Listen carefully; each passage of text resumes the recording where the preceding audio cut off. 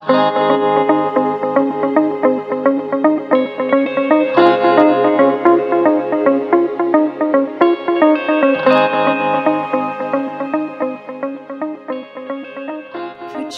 Rowntree, this is such a pleasure. Thank you for having me here. Hamilton Island, Koalia Resort, poolside, iced tea with Jules. Life is good. It is good, it's not too bad. Thanks for joining me, I really appreciate it. I just warn you, I talk a lot. No, so that's I good. should Talk apologise away. now. Talk I'm sorry. away. Go for it. Now you're like an icon in the Australian television industry. You are. Are you sure you're talking to the right person? You are. You're like just a household name. Everybody loves you. Catriona Rowntree. I've been around for a while. You have I've been in people's living rooms for a long, long You time. have. Now we are here at Hamilton Island, the Audi Hamilton Island Race Week. I'm here because I'm a Solar D ambassador, Solar D sunscreen. What are you up to over the weekend? You're hosting a few events. Yes. I've got a couple of things on. I suppose for me, I do quite a bit of work here with the Oatley family on Hamilton Island because, like you, I'm a raver. And I really love when we do the chats, the research element, learning about these interesting individuals and then being the conduit to share their stories. Oh, that's exactly why I'm doing this. Yeah. And it's interesting because you are the storyteller, but I love that you have a story too. So I want to know your story. Oh that's my why gosh. we're here. So let me We be don't the have person. enough time. No, so we know you as the face of Getaway pretty much. It's 20 years old, you told me. 20 years running. No, it's been running for, maybe about 24 years. And I've been on it, I don't mean to freak you out, but next year will be my 20th year. Okay. So I plan to celebrate. That's an achievement. I started when I was 7. Of course, yes. But I'm very grateful. I'm very, very grateful for the job and the people that I get to work with. And I never in my wildest dreams would have thought that I would still be there, especially after changing so many things in my life and working in the TV industry. So I just enjoy every moment. Well, it's a great show. It's so inspiring. We get to see so many amazing places in the world, and you get to go to so many amazing places in the world. But before we delve into that side of things, I want to know, I mean, you're a TV personality, you're an author, you've been on the radio, you've done so many things over your career. Throw a lot of things at the wall and just see what sticks. Take me back to little baby Catriona and how did you become this woman? Well, I suppose if you are asking me specifically about baby Catriona, I'm the youngest of 4. And for anybody else who is the youngest, you have to shout to be heard. Right. And I just could not get noticed in my family at all. I suppose for me, when I was young, my mum got me into speech and drama. And that was something that I suppose it was actually life-changing for me because I physically couldn't stop talking, but then I found a way to channel it. And what I learnt in those classes when I was maybe 7 or 8, I still use those techniques today. Unfortunately for me, though, I was always in trouble for talking, which will not surprise you at all. And so I just physically can't stop. Off button. There's no off button. Feel sorry for my husband. There is no off button. I found that very challenging at school. My poor teachers probably found it very challenging with me. But I learned very young, you can make your quirk your trademark as well. So even though I was permanently on detention for talking, and I had one headmistress say, you will never amount to anything because you cannot physically stop talking, I changed schools and I met a man, I had a new headmaster who said, you know what, one day you could get paid to do that. And I did have, I suppose, an epiphany. A friend of mine, her dad was a radio announcer. His name was Brian White, and he was a very successful radio announcer at 2UE. But one afternoon, her dad was driving us home from school and we just had to go and meet him at his office. So at 14, I went to the office and it was this radio station. And I walked through these doors, remember it like it was yesterday, and out bounded this man, so in love with his job, so in love with being the conduit to share other people's stories, whether it was a bus driver or a billionaire. And I realised for the first time in my life, you can get paid to talk. And I suppose you can get paid to to make your passion your profession. Right. And so from that moment, I knew what I wanted to do. But that doesn't mean it was an easy path. I never got the marks to go into university. I was never pretty enough to be a model or whatever. So I just came through the back door. So hopefully I can show people that you don't have to have a communications degree. You don't have to be a former model or whatever. But your persistence can lead you to victory. And your talking can lead you to victory. Talking, yeah. But I do think it's lovely. I'm sure you'd agree.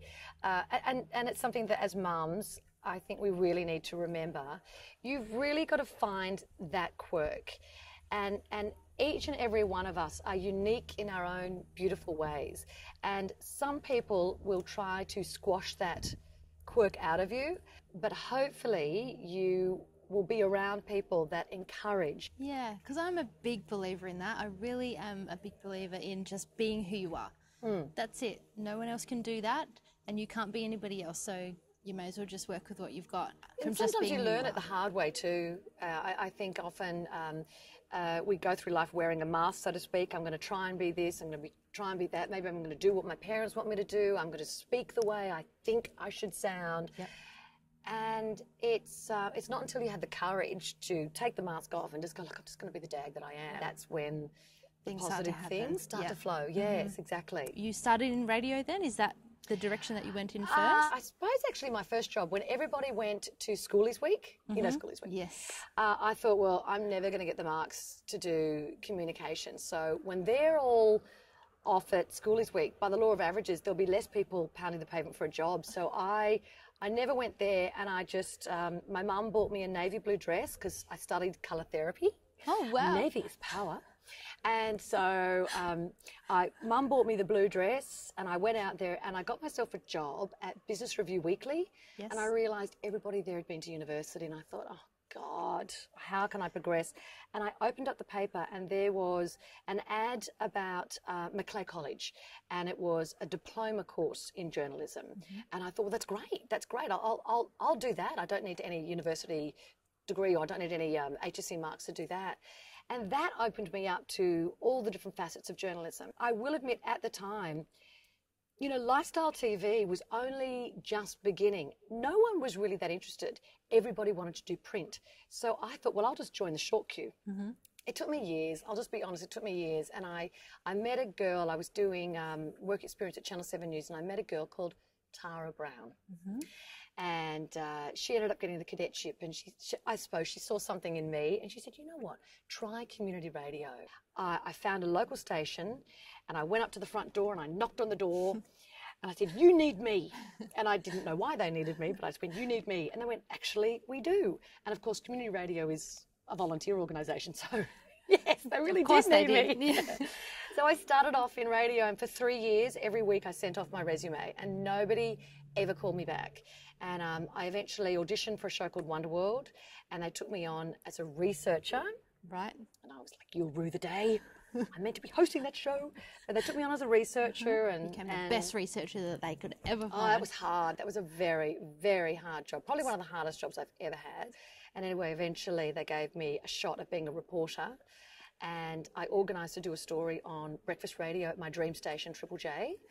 And at the time, Helen and Mikey were the announcers, and Mikey threw me the weather, and he said, I've heard you think you're a bit of a radio star.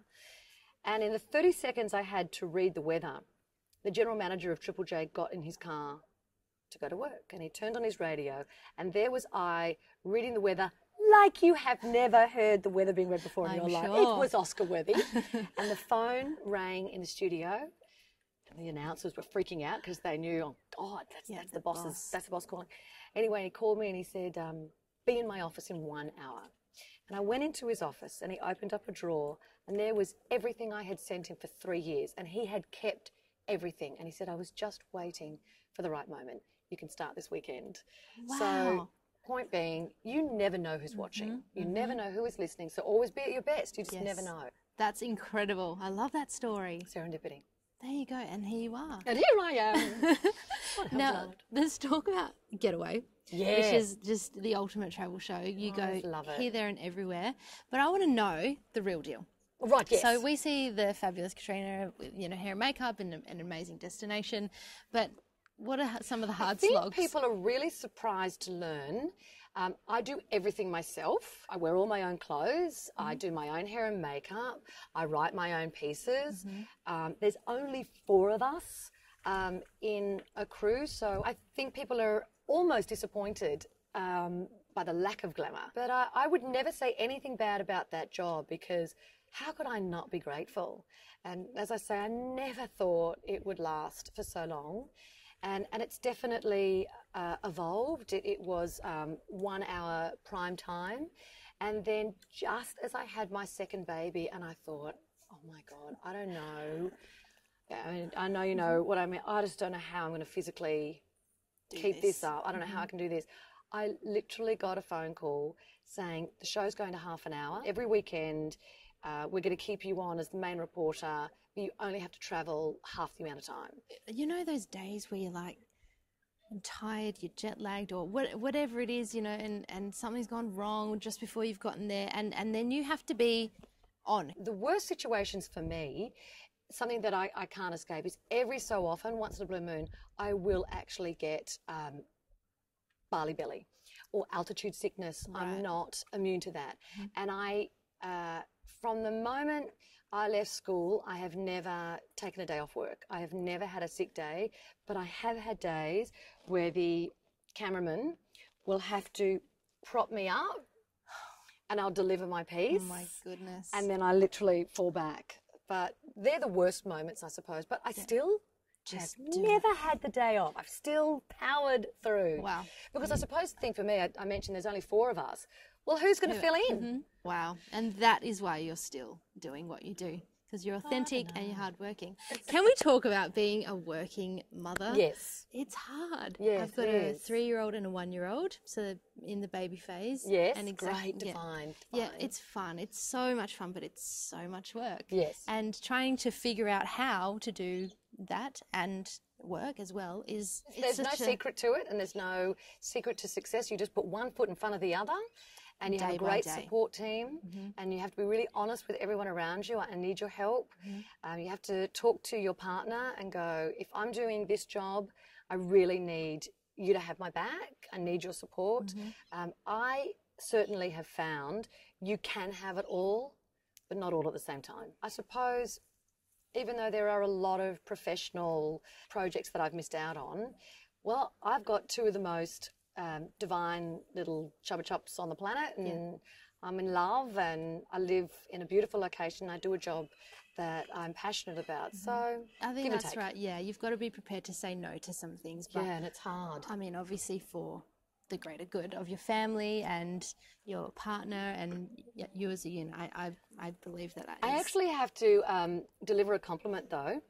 I remember just after I had my first child, I was booked to host the Australian Ballet here. They call it Pas de Deux, and it's an exclusive event with the Oatley family, the Australian Ballet, and a small group of people.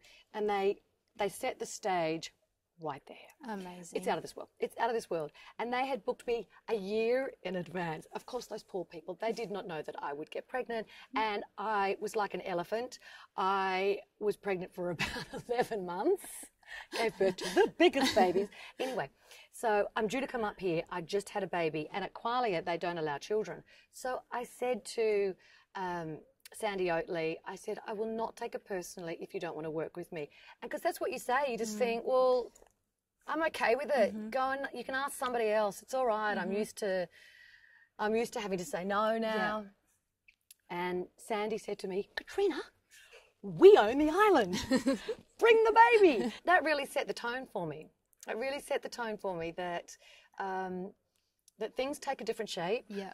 And life is never going to be the same. And wouldn't it be boring if it was? Yeah. And I think your perspective changes so much when you become a mother. Everything that was once so important to you slowly fades into the distance. And what's important is your kids and their well-being and how they're being taken care of and groomed for life rather than how your hair looks or blah, blah, blah, blah, whatever those things are. They become secondary, which makes it easier to say no and to negotiate things. Yes. Now, you've written a book. You're a published author. It's a beautiful book about your grandmother's wisdom. Yeah. I'm so glad. I just wanted to write it for my nieces. I just thought they'll never learn the the incredible treasures that she passed on to me. So if I can document it for them, maybe for my children as well, then I've done well. And now, of course, now that it's published, I'm just so grateful that I got through it. What about you? What sort of legacy do you want to leave behind for your children and your children's children? Well, I know that I want them to be the sort of person that my grandmother was to me. I want them to know that I absolutely lived my life.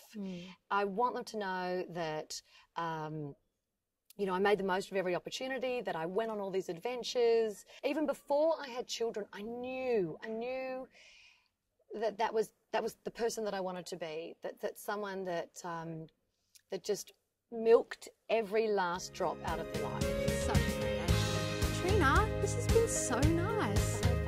No, I loved it. I could talk to you all day. Really good. A raver. Cheers to you and your Thanks, wonderful. and I really love the iced tea too.